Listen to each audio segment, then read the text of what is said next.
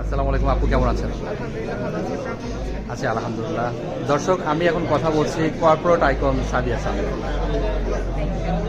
আপু, আপনি তো আপনার যে আরসিএল, এটা তো ব্র্যান্ডিং প্রমোট করছেন, তো আজকের এই অনুষ্ঠানে আসতে পেরে আপনার কেমন লাগছে?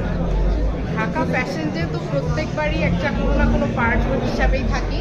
এবছর হচ্ছে আরআইসিএল, আমার দুইটা কোম্পানি এখানে বর্তমানে স্পন্সরশিপে আছে।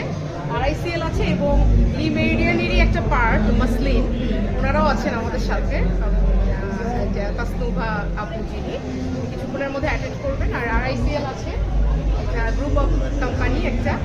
আর মেইন পার্ট যেটা সেটা হচ্ছে আরআইসিএল এর যে রডের যে নতুন যে ফ্যাক্টরিটা এবং যে আরেকটা যে সেকশন ওনারা স্টার্ট করেছে তারই একটা সাইড হিসাবে ঢাকা ফ্যাশন ডেতে তারা আমাদের সাথে আছেন পার্ট হিসাবে।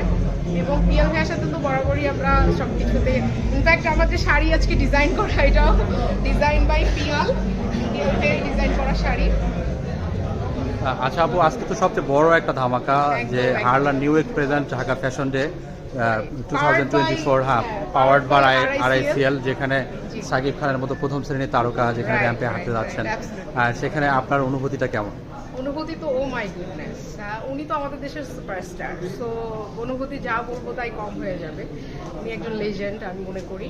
সো আমরা তো সবাই অনেক হ্যাপি, নট অনলি যে একজন দুজন না, আসলে অনেক সেলিব্রিটিরাই এখানে আজকে অ্যাটেন্ড করতেছে। তো এটা তো অবশ্যই একটা ধামাকা, অনেক বড় ধামাকা। Thank you so much. Thank you.